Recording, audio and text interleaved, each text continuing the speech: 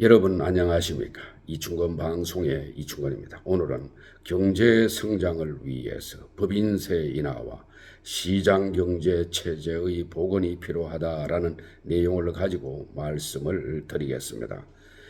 민간 주도 경제 성장을 뒷받침하기 위해서는 윤석열 정부가 법인세부터 신속하고 과감하게 인하해야 한다는 여론이 높습니다. 문재인 정부 5년 동안 해외로 순유출된 기업 투자 자금은 56조 원에 달합니다. 역대 정부 중 최대 규모입니다. 국내에 투자했더라면 일자리를 늘렸을 이 자금이 해외로 빠져나간 것은 잘못된 것입니다. 매일 경제에 따른다면 최근 5년 동안 미국, 일본, 프랑스, 영국, 독일 등 주요 5개국은 법인세를 인하 또는 동결했습니다. 이에 비해서 문재인 정부는 2018년 법인세 최고 세율을 22%에서 25%로 올리며 역주행했습니다.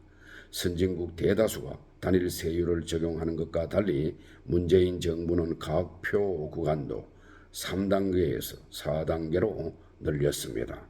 우리나라 대표 기업에 더 많은 법인세 부담을 지우는 구조였습니다. 우리나라 법인세 최고 세율은 OECD 회원국 평균보다 3.5%포인트 높습니다. 삼성전자의 법인세 부담은 미국 인텔의 3배, 애플의 2배에 이릅니다. 글로벌 시장에서 무한 경쟁을 펼치는 우리나라 대표 기업에 우리 스스로 족쇄를 채운 셈입니다. 윤석열 정부는 이런 법인세 문제를 정확히 알고 있을 것입니다. 추경호 경제부총리 겸 기획재정부 장관은 국회 인사청문회 과정에서 민간 주도 성장을 뒷받침하고 기업의 국제 경쟁력을 강화하기 위해서 법인세 최고 세율과 복잡한 과세 표준을 조정할 필요가 있다라고 했습니다. 추 부총리는 2020년 7월 국회의원으로서 법인세 최고 세율을 20%로 인하하고 과세 표준 구간을 2로 줄이는 내용의 법인세법 개정안을 발의하기로 했습니다. 기업 투자 환경을 비교할 때 법인세는 가장 대표적인 비교 잣대 중 하나입니다.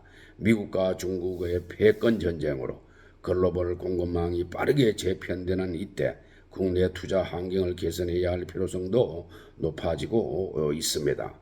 법인세 최고 세율을 1%포인트 내리면 설비 투자가 최대 3.6%포인트 늘어난다는 분석도 있습니다. 기업 투자를 촉진하기로 정부가 이왕 마음 먹었다면 신속하고 과감하게 법인세 세율과 가표 구간을 조정해야 합니다. 세금 부담이 무서워서 기업이 해외로 공장을 옮기는 일은 생기지 않도록 해야 할 것입니다.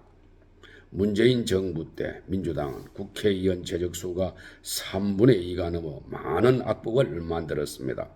대표적인 것이 중대재해처벌법과 언론재갈법, 소위 검수완박 법률의 통과 등입니다. 이외에도 많이 있지만 기업의 발목을 잡는 법률이 너무나 많습니다. 한 나라가 효율적으로 성장하기 위해서는 시장경제 체제를 복원해야 합니다. 소득주도 성장이라는 애매한 정책을 가지고 최저임금을 너무 급격하게 인상시켜 자영업자들의 몰락을 재촉했습니다. 전국대학 교수 6,200여 명으로 구성된 사회 정의를 바라는 전국대학 교수 모임은 2020년 7월 28일 성명서에서 문재인 정부의 유사 전체주의 정치가 정치, 경제, 외교, 국방, 교육, 법조, 언론 등 모든 영역에서 국가 전체의 이익을 추구해야 할 공권력을 진영 논리에 따라서 특정 이념과 세력을 키우고 사익을 추구하는 도구로 남용하고 있음을 지적했습니다. 교육과 법조, 언론, 방송 등 세 개 분야의 특정 이념 네트워크가 이러한 전체주의 권력을 뒷받침하고 있다고 했습니다. 윤석열 정부는 문정권의 악법을 제거하여 자유민주주의를 회복시켜 주기를 바랍니다. 우리나라 경제가 발전하기 위해서는 시장경제 체제가 부활되어야 합니다. 일자리 창출도 정부 주도가 아닌 민간 주도로 이루어져야 합니다. 이와 더불어 노동시장 유연성을 확대해서 기업 투자가 살아나도록 해야 할 것입니다.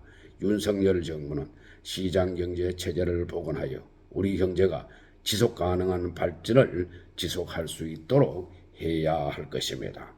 오늘 방송은 여기서 마치겠습니다. 제 영상을 끝까지 시청해 주신 여러분들께 감사의 말씀을 드립니다.